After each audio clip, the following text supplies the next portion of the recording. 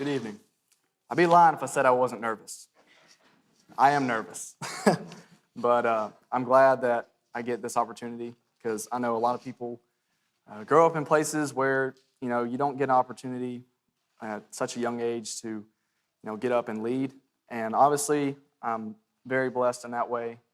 And I just want to take a second and thank the elders for allowing me to do this, having enough faith in me that you think I can, bring the word, bring the message in the truthful manner it should be. Basically, what I want to talk about tonight is the Israelite people. And I only ask one thing of y'all in this sermon, is that you stick with me. Because we're going to be looking at a lot of passages. We're going to be bringing out what's happening in that passage and making application.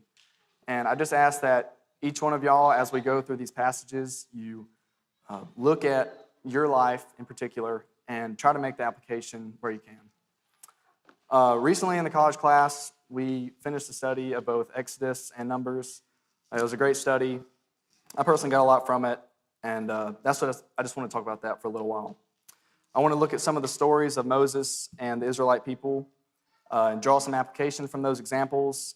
And the older I've gotten, the more I realized how great it is to have the Old Testament for stuff like that, to look at those examples and be able to learn from good examples and also mistakes that people have made that are recorded for us and things that we can learn from. I've just got 3 points that I want to go over. And obviously within each of those points, I've got examples and passages for us to look at. And those 3 points are Moses as a leader. And then I want to look at the Israelite shortcomings, some of the mistakes they made, some of the things we can learn from, and just some good examples to follow. So let's start with Moses as a leader. Go ahead and turn to Exodus chapter 32.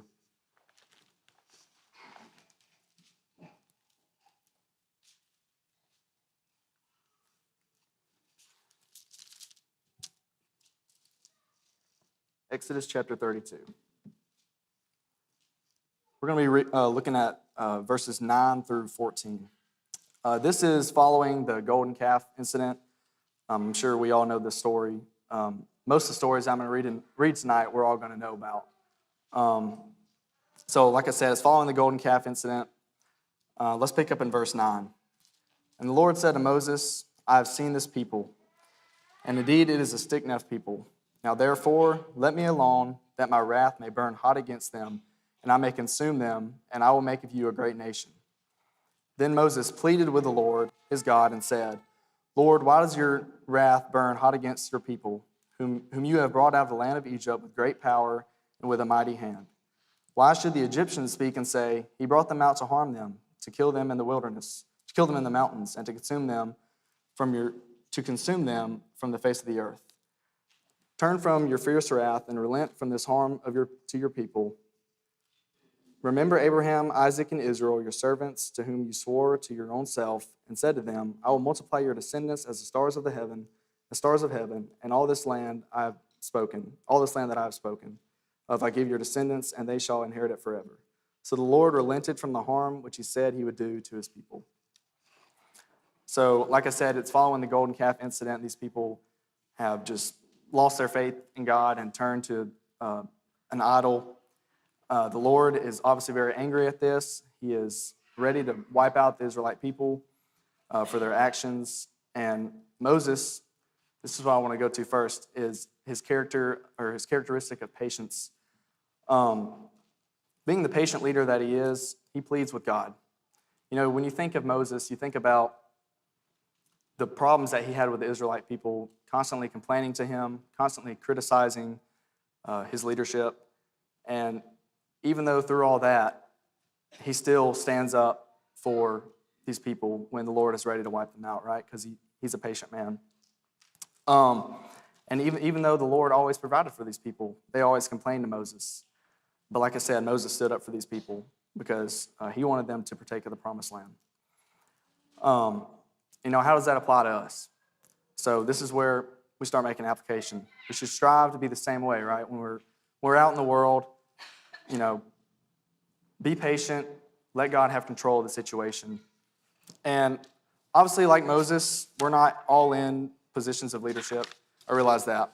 But as Christians, we do have a job, and our job is to spread the word. So in a way, each of us have, a certain position of leadership, and, we're supposed to teach others and spread the word and study with others. So, when we get those opportunities, we should be patient with people, understand their situation, understand what they're going through, and, just try to let God have control of the situation, and, let the word do the work. Next, I wanted to look at the great faith of Moses. Turn to Exodus chapter 14.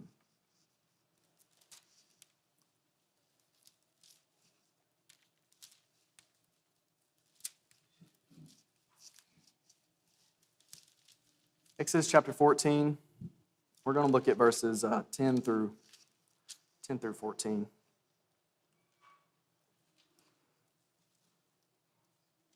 Exodus 14, verse 10. And when Pharaoh drew near, the children of Israel lifted their eyes, and behold, the Egyptians marched after them. So they were very afraid, and the children of Israel cried out to the Lord. Then they said to Moses, because there were no graves in Egypt, have you taken us away to die in the wilderness? Why have you so dealt with us to bring us out of Egypt? Is this not the word that we told you in Egypt, saying, let us alone, for we may serve the Egyptians? For it would have been better for us to serve the Egyptians than that we should die in the wilderness. And Moses said to the people, do not be afraid, stand still, and see the salvation of the Lord, which he will accomplish for you today. For the Egyptians whom you see today, you shall see again no more forever. The Lord will fight for you, and you shall hold your peace. Like most of us know, this is following the exodus of Egypt. And they're coming up to the Red Sea. They see the Egyptian army behind them, chasing them. Pharaoh has heard about it. He's decided to chase after them.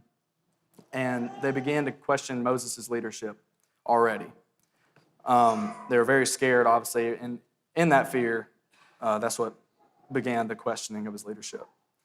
And then Moses, of course, being of great faith, he tells the Israelite people, trust in the Lord, he will deliver you. And God told Moses what to do in verses 15 through 18. Let's read that. Look in verse 15. And the Lord said to Moses, why do you cry to me? Tell the children of Israel to go forward, but lift up your rod and stretch out your hand over the sea and divide it. And the children of Israel shall go on dry ground through the midst of the sea. And I indeed will harden the hearts of the Egyptians, and they shall follow them. So I will gain honor over Pharaoh and all of his army and his chariots and his horsemen. Then the Egyptians shall know that I am the Lord when I have gained honor for myself over Pharaoh, his chariots, and his horsemen. And look with me in verses 21 through 23. This is the outcome. Then Moses stretched out his hand over the sea, and the Lord caused the sea to go back by a strong east wind all that night, and made the sea into dry land, and the waters were divided. So the children of Israel went to the midst of the sea on the dry ground, and the waters were a wall to them on their right and a wall to the left. And the Egyptians went after them into the midst of the sea, and all Pharaoh's horses and his chariots and his horsemen. Moses is one of the great characters of faith that we see in Hebrews 11 that we read about. And I think it shows why he's in there. Moses, trusting in the Lord to deliver the people, does exactly what God tells him to do. And, when we think, let's actually read verses 30 and 31 real quick too. So the Lord saved Israel that day out of the hand of the Egyptians, and Israel saw the Egyptians dead on the seashore. Thus Israel saw the great work which the Lord had done in Egypt. So the people feared the Lord and believed the Lord and his servant Moses. So when we think about this and we make application to ourselves, we think about our faith today. It's definitely not the same as walking through the Red Sea. We're not going to walk through the Red Sea. But, we still have a way to show our faith, right? And I think our faith is shown through our actions and our choices.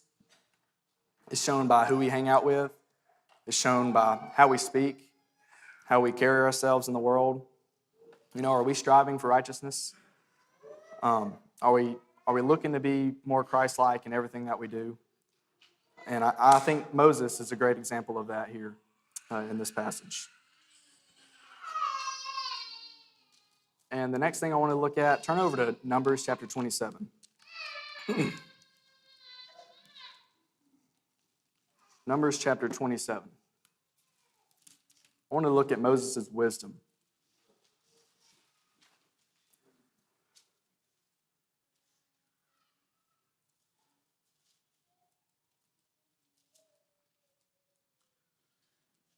This is a chapter concerning the inheritance laws.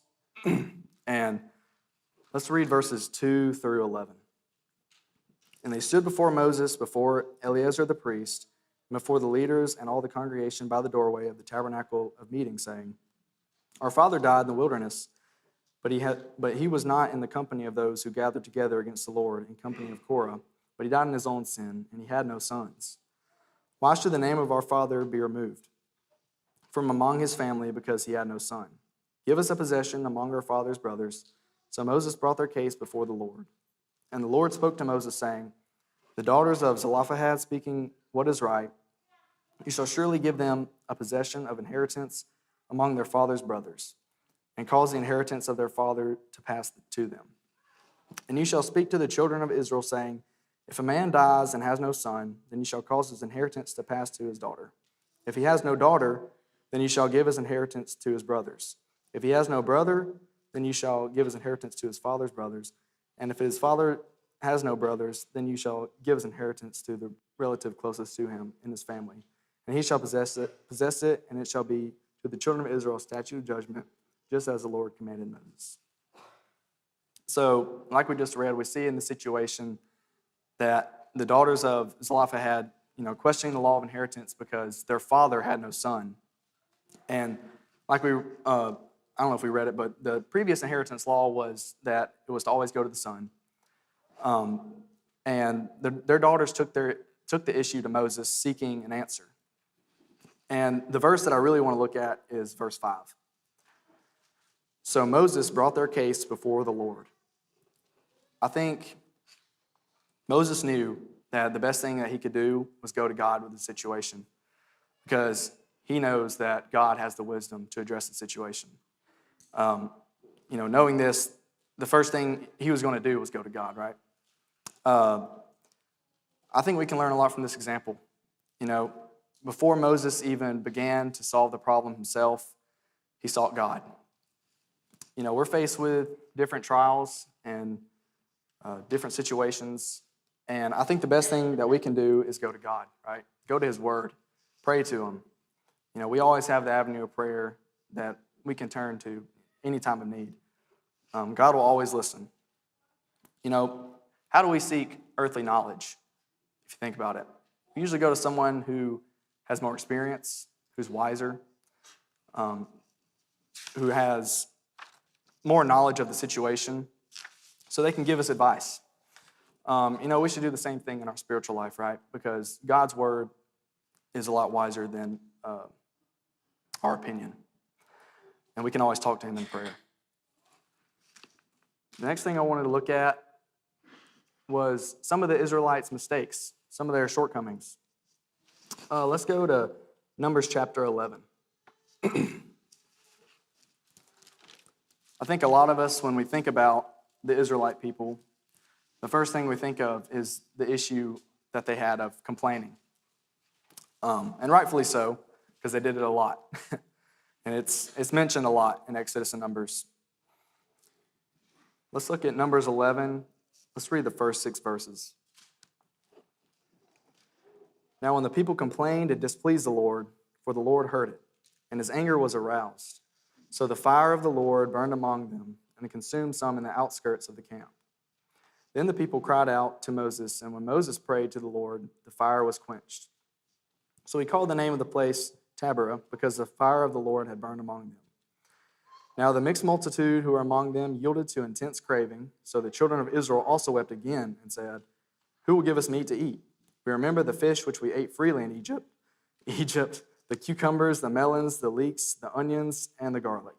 But now our whole being is dried up. There is nothing at all except this manna before our eyes. So I wrote down, God's provisions weren't good enough for them, right?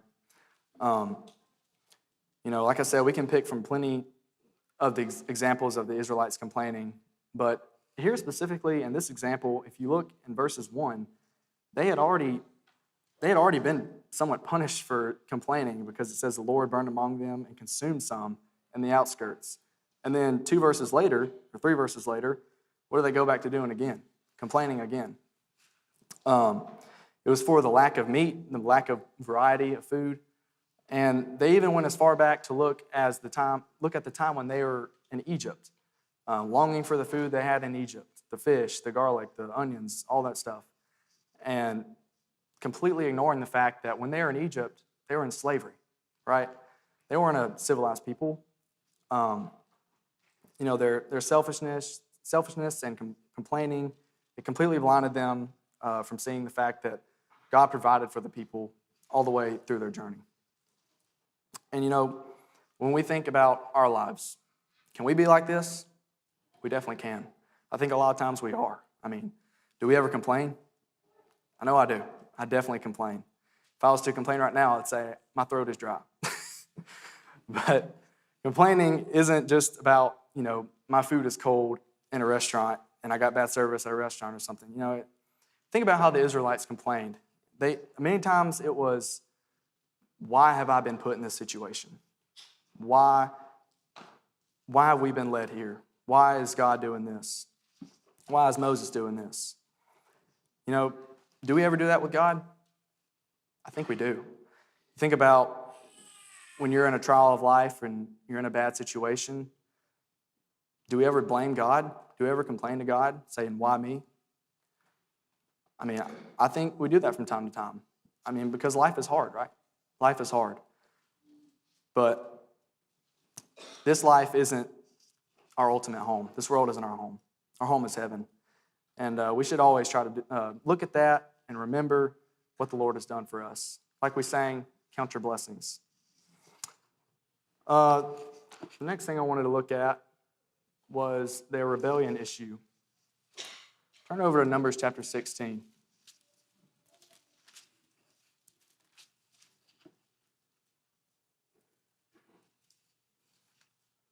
Numbers chapter 16. Let's read verses 1 through 7. Now Korah, the son of Izhar, the son of Kohath, the son of Levi, with Dathan, Abiram, the sons of Eliab, and On, the son of Peleth, the sons of Reuben, took men, and they rose up before Moses with some of the children of Israel, 250 leaders of the congregation, representatives of the congregation, men of renown. They gathered together against Moses and Aaron and said to them, you take too much upon yourselves, for all the congregation is holy, every one of them, and the Lord is among them. Why then do you exalt yourselves above the assembly of the Lord?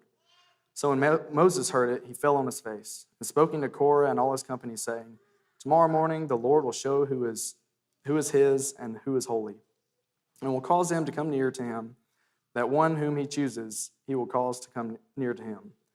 Do this, take censers, Korah, and all your company, put fire in them, and put incense in them before the Lord tomorrow, and it shall be that the man who the Lord chooses is a holy one. You take too much upon yourselves, you sons of Levi. So 250 leaders of the congregation, renowned men, begin to question Moses and Aaron both as leaders. They basically, the way I like to look at it, they get power hungry. And upset at the fact that Moses and Aaron have superior authority over them. Even though God was the one who chose them as leaders, right? He chose Moses and Aaron to lead. Let's read verses 12 through 14. And Moses sent to call Dathan and Abiram, the sons of Eliab, but they said, we will not come up. It is a small thing that you have brought us up out of a land flowing with milk and honey to kill us in the wilderness, that you should keep acting like a prince over us. Moreover, you have not brought us into a land flowing with milk and honey, nor given us inheritance of fields and vineyards. Will you put out the eyes of these men? We will not come up.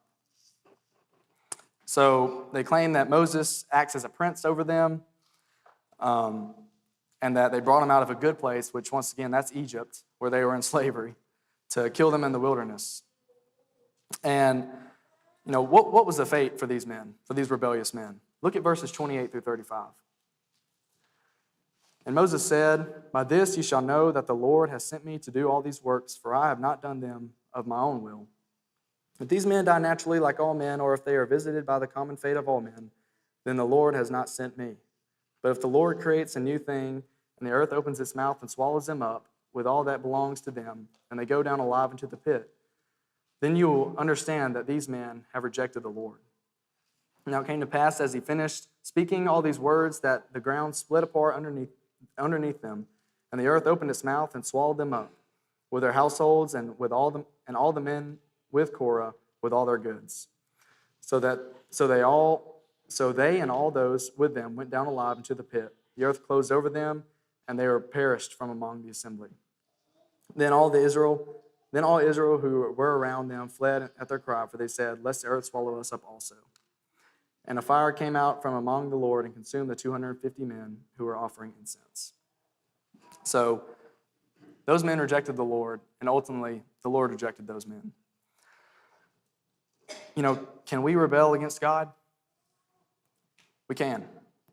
God, He gave us the ability to make choices, to make decisions. When we make good choices, we glorify Him. When we make bad choices, we rebel against Him. We're called to be obedient servants to the Lord. And these people were not. And they paid for their mistakes. And obviously, we don't want to suffer the same fate. Next thing I want to look at is their lack of faith. Turn back to Exodus chapter 32.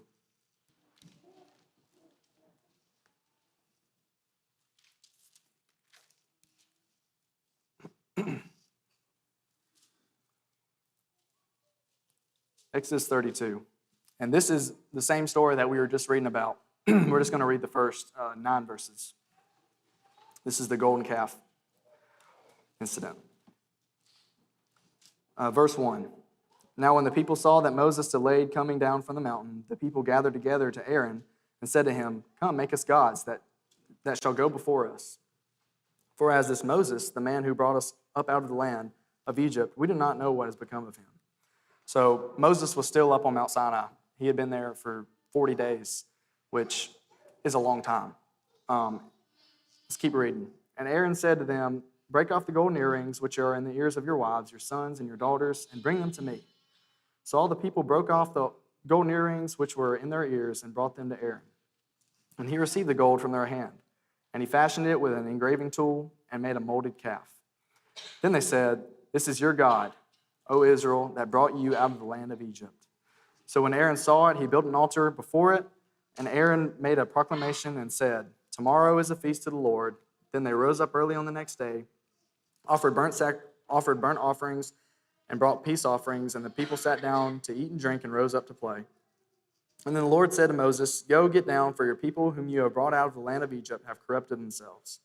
Then they turned aside quickly out of the way which I have commanded them. They have turned aside quickly out of the way which I commanded them. They have made themselves a molded calf and worshipped it and sacrificed to it and said, "This is your God, O Israel, that brought you out of the land of Egypt." And the Lord said to Moses, "I have seen this people, and indeed it is a stiff-necked people." So like we just talked about, Moses was gone for 40 days. So these people didn't know what happened to Moses, and instead of, looking to Aaron, well, they did look to Aaron. Instead of staying on the righteous path, they turned away from God. They completely turned away from God, and they started worshiping an idol. They formed the golden calf, and they began to worship it. And Aaron, in a weak moment, he led the people down that unrighteous path. And I feel like sometimes this story can almost be a little comical to us in a way, because we're not really going to go worship a gold calf. We could, but I don't think most of us would go do that. But I think we could easily fall into a similar trap. When we're not here, when we're outside of this building, what are we worshiping? What are we prioritizing? We're not going to be building ourselves a golden calf, right? But I think we all can agree there's plenty, of things in life that we can idolize in front of our relationship with the Lord. Whether it's our job, school, money, our phones, social status. We just need to be careful that we don't get led down the wrong path like the Israelites did in this situation. And we should never look for anything else. Nothing should ever be placed of more importance in front of God. Let's go to the next thing. I want to look at some good examples to follow. Turn to Exodus chapter 39.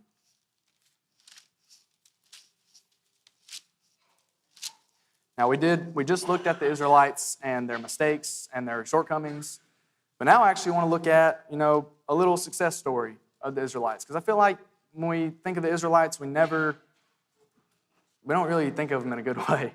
We judge them pretty harsh, but I also think we can relate to the things that they struggle with.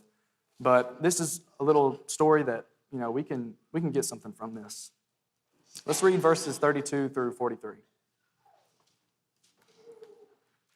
Thus all the work of the tabernacle of the tent of meeting was finished, and the children of Israel did according to all the Lord had commanded Moses, so they did. And they brought the tabernacle to Moses, the tent and all of its furnishings, its clasps, its boards, its bars, its pillars, and its sockets.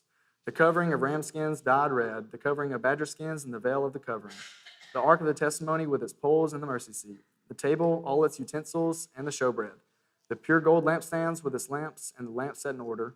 All its utensils and the oil for light. The gold altar, the anointing oil, the sweet incense, the screen for the tabernacle door. The bronze altar, its grate of bronze, its poles, all of its utensils. The layer with its base. The hangings of the court, its pillars, its sockets, the screens for the court gate, its cords and its pegs, all the utensils for the service of the tabernacle, for the tent of meeting, and the garments of ministry to minister in the holy place, the holy garments for Aaron the priest and his sons' garments, to minister as priests. According to all that the Lord had commanded Moses, so the children of Israel did all the work. So Moses looked over all the work, and indeed they had done it as the Lord had commanded, just so they had done it, and Moses blessed them. So we see that the Israelite people finally completed the work of the tabernacle, and all of its items and everything that went with it had been crafted. And I don't think this was a fast process. It wasn't easy either. We just read about all the different details and the specifics and all those different things. Most of them had measurements, specific measurements they had to be. The way God desired it to be was the way that they did it. But that's exactly what people did. Looking at verses 42 and 43 again, according to all the Lord had commanded Moses, so the children of Israel did. We'll just read that verse. I feel like this was a big deal for the people. Like I just said earlier, we read about a lot of the children of Israel's mistakes and their shortcomings.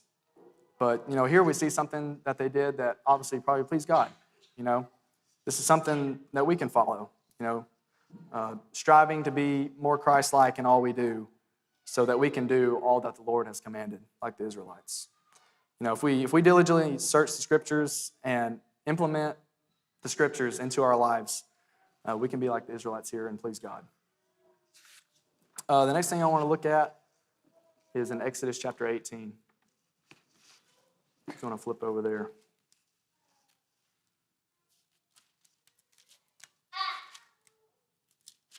Exodus chapter 18. I'm sure many of y'all's Bibles, it's titled Jethro's Advice, at least mine is. But I just want to read a few verses from that. Let's go to verse 15.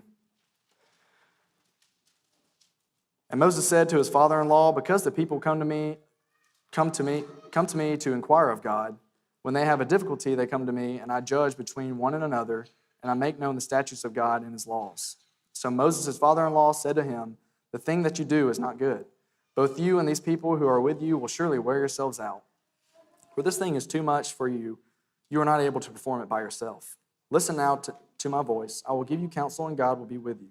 Stand before God for the people, so that you may bring the difficulties to God. And you shall teach them the statutes and the laws, and show them the way in which they must walk, and the work they must do. Moreover, you shall select from all the people able men, such as fear God, men of truth, hating covetousness, and place such over them to be rulers of thousands, rulers of hundreds, rulers of fifties, and rulers of tens. And let them judge the people at all times. Then it will be that every great matter they shall bring to you, but every small matter they themselves shall judge. So it will be easier for you, and they will bear their burden with you. If you do this thing and God so commands you, then you will be able to endure, and all this people will also go to their place in peace. So Moses heeded the voice of his father-in-law and did all that he had said. And Moses chose able men out of all of Israel and made them heads of the rulers of thousands, hundreds, fifties, and tens.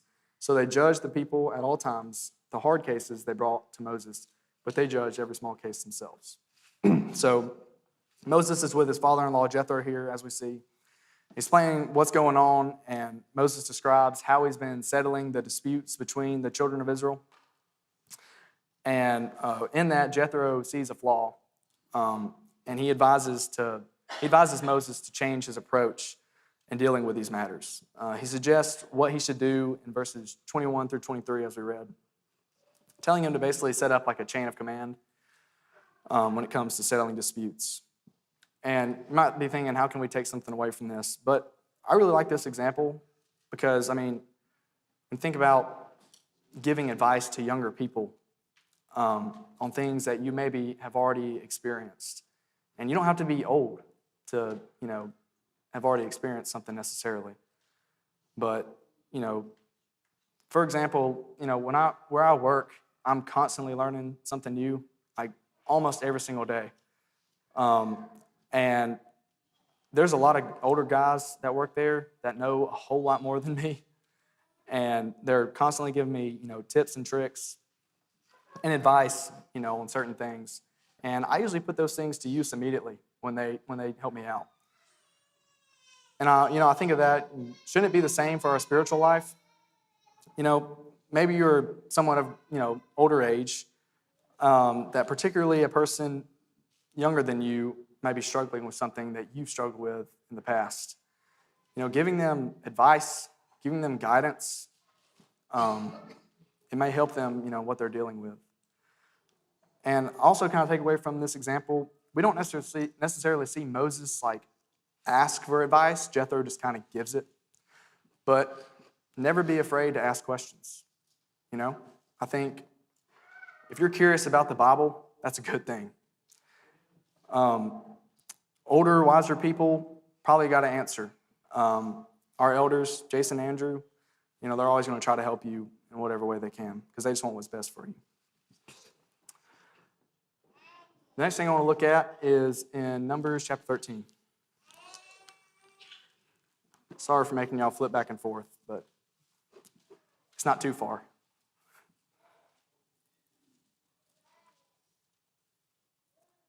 Numbers chapter 13. We're going to look at Joshua and Caleb. We all know those characters.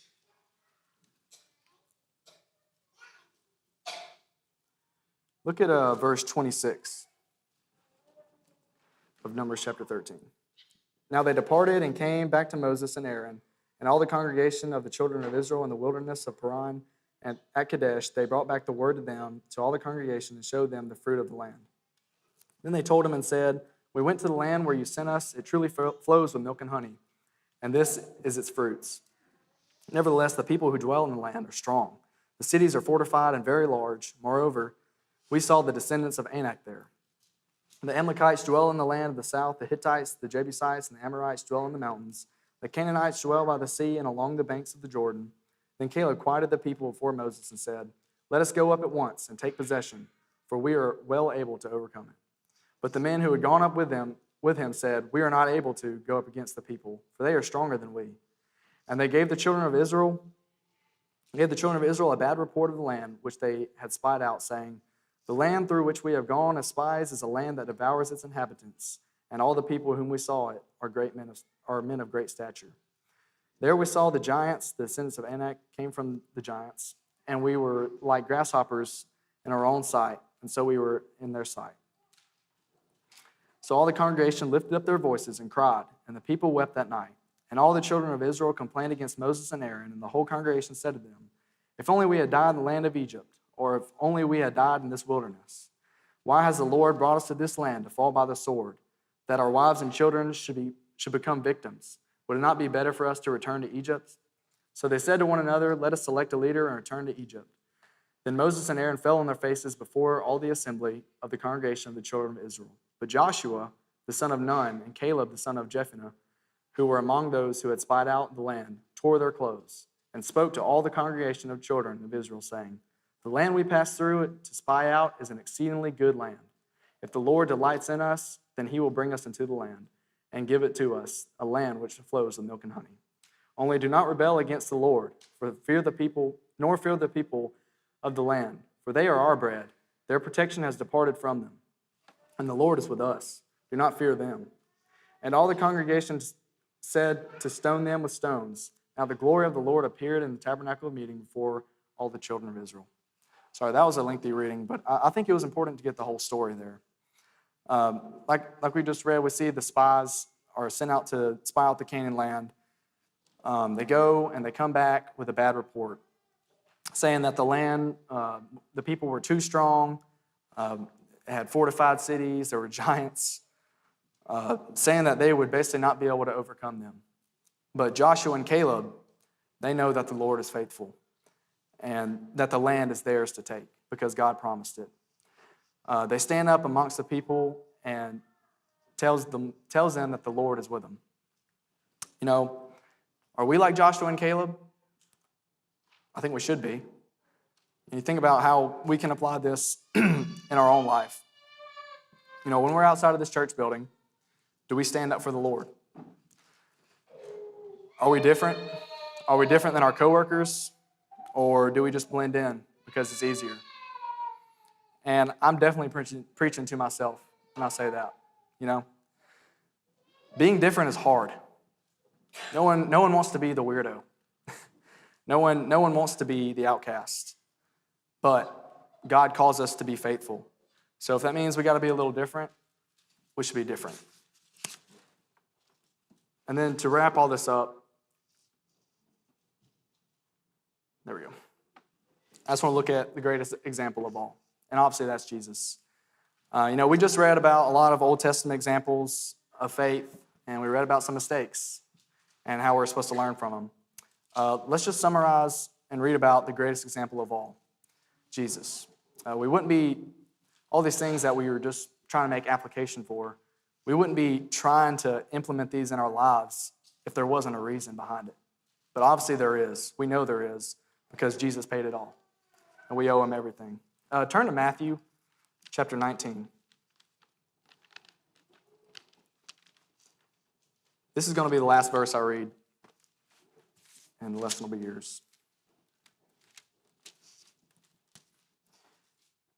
Matthew chapter 19, and let's look at the end of the chapter, verses 27 through the end. Then Peter answered and said to him, "See, we have left all and followed you.